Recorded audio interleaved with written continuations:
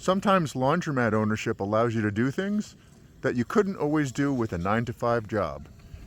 Skiing is one of them. Passive income is pretty good.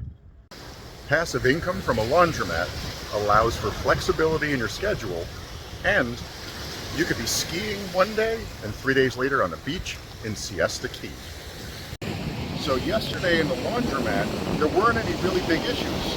Today, in about an hour, I have somebody going in to clean and take care of the laundromat. Let me know if there's any issues to report, so I can virtually let them know how to fix the issues if there are any issues. This is the life of a laundromat owner if you do it right. So what does my day look like when I'm on vacation or when I'm out of town?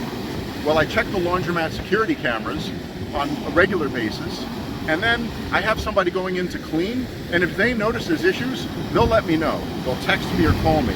And once in a while, like yesterday, I had, I think, 2 phone calls. Very simple questions. Do you have Wi-Fi? And do you guys accept credit card? So it can be achieved if you want to be an unattended laundromat owner, but you have to do it right and you have to set yourself up.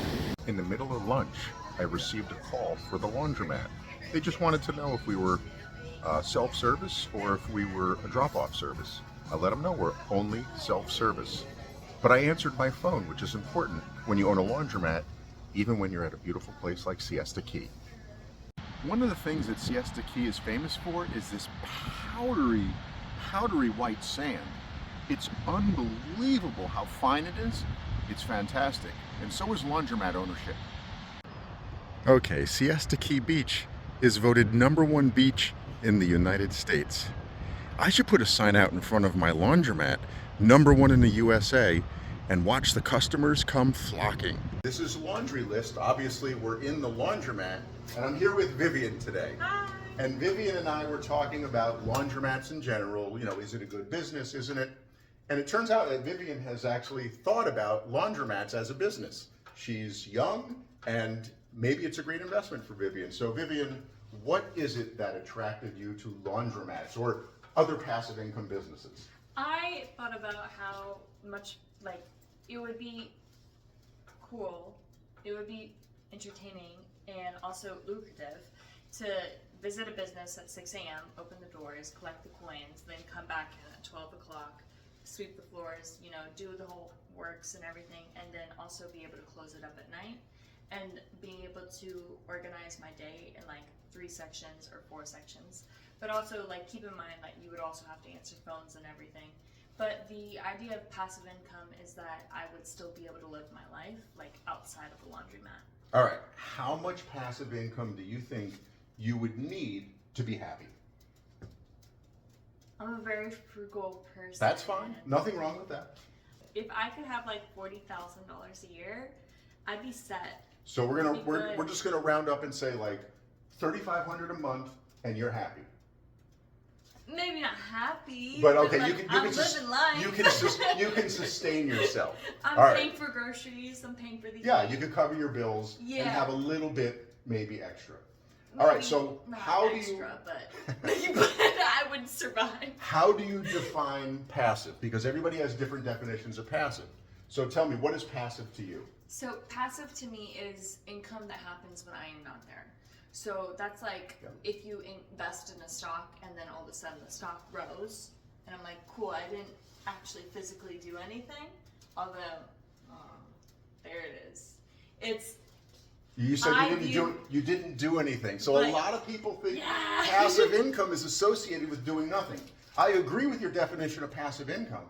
Yes. But the doing nothing part, okay, a stock, you kind of do nothing. I mean, you had to earn the money before you invested it. Had to but, gamble too. Right, it is a risk, but it's an educated risk because you know the stock market has grown at 7% over the last 75 years on average. But a laundromat, yeah, I mean, you mentioned you'd have to come in at 6 a.m. and unlock the door, sweep the floors, lock it up at night. Would you be surprised to find out that I don't actually have to show up and open the door and lock the door? Who opens it? Or the lights or the fans? I was on Google this morning at 5:30, wondering when you opened up. Actually, if you texted, I could have just opened the door remotely for you. So really? Everything in this laundromat is technology, and everything is controlled by apps on my phone. So the door is on an automatic lock, So it's on smart plugs. So Yeah. basically I program the smart plug and I can adjust it anytime I want. In fact, I've locked the door from 5,000 miles away when I wanted to close the laundromat early because there was nobody in it and I didn't want people hanging out, after the fact that they couldn't cycle through with their wash. But back to passive income. So how many hours a week? So we now know that there's no such thing as passive and that you actually have to do a little bit. You do have. So how many hours a week or how many hours a day would be sufficient for you to consider it passive 6 to 8 hours per week or per day? per day. All right, 6 to 8 per day. No, not per day. Okay, all right, good.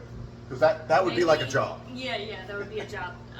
Maybe 30 minutes. And that includes also just like sitting on your couch and thinking, I wonder how the laundromat's going. All right, so you would like to work 30 minutes a day and end up with $3,500 a month to cover your bills. Well, that's the dream. That's the dream.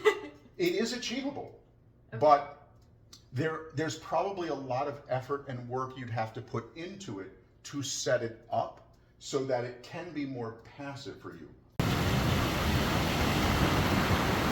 So passive income can happen, but you have to set yourself up. For example, when I bought this laundromat 6 years ago, I was coming in to unlock the door. It was on an auto timer, but it didn't always work, and it was old technology, not on smart plugs. I was coming in to learn the business.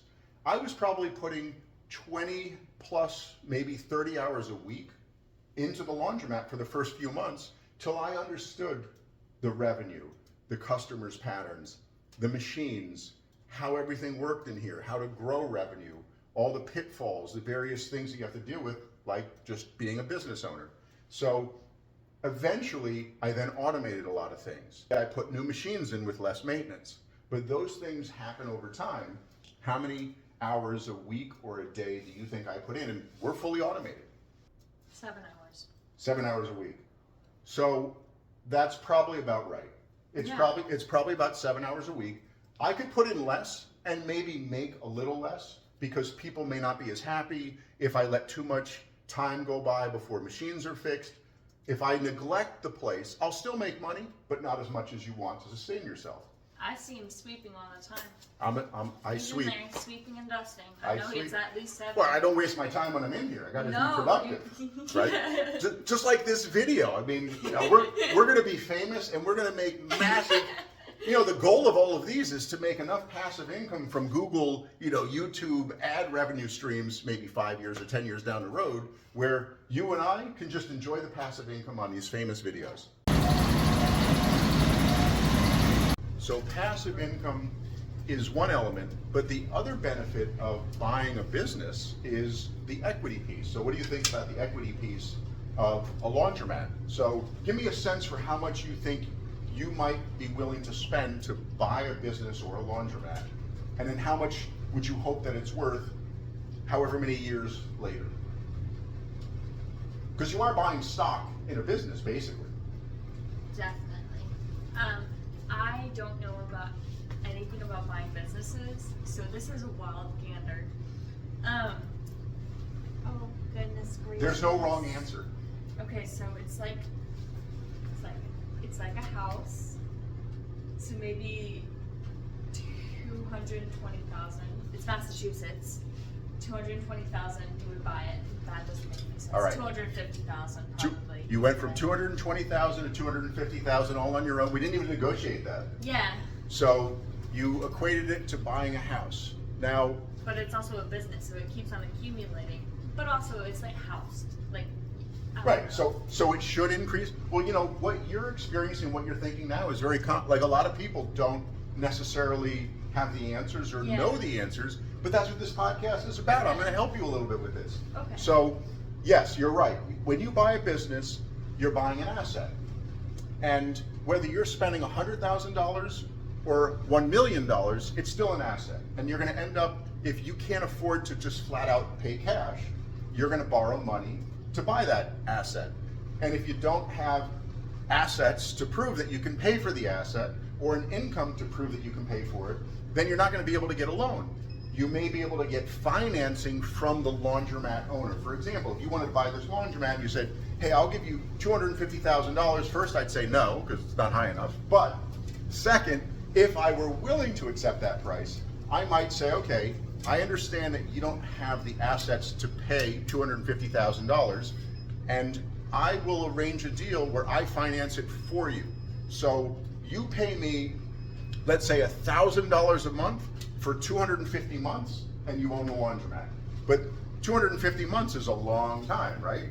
About 20 years, which, by the way, is a quicker timeline than your average 30-year mortgage to own a house. Okay. So you would own this laundromat more quickly, and here's the best part, it would pay for itself, right? The $1,000 that you'd be paying me is going to be coming from the cash flow of the laundromat. 20 years from now, you would actually own, at the minimum, hopefully, a $250,000 asset, free and clear of any debt. But it might actually grow in value, and maybe it's worth $500,000 20 years from now. So the younger 20-something-year-old you would be very happy by the time you're in your 40s.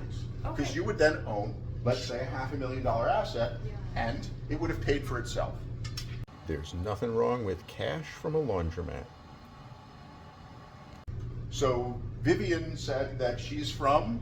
Kentucky. Vivian's from Kentucky. And what brings you to Northampton? My partner's family lives out here. Oh, so you were familiar with the area We through were, yeah. through that. All right, so the name of the podcast is Laundry List. Yes. And I'd like to know something that is like you have to do that's on your laundry list, and something that you'd love to do that is just anything that you could have on your laundry list. Cool. My laundry list, I have to clean my apartment for my friend to come over because she's coming over today. I'm sure she'll appreciate that. Immediately I have to do that. But and then on my wish list, or my laundry wish list, is that what you said? Yeah. I And want to go. it can't be buying a laundromat. We already talked about that. It's got to be something else. Dang it. But I want to go to the beaches in Maine, and I want to hang out, and I want to collect more shells, and I want to make crafts out of them. I've been to the beaches in Maine, and that is a great item on your laundry list. Yeah. This is Jason with Laundry List, the best place for brainwashing. It really is.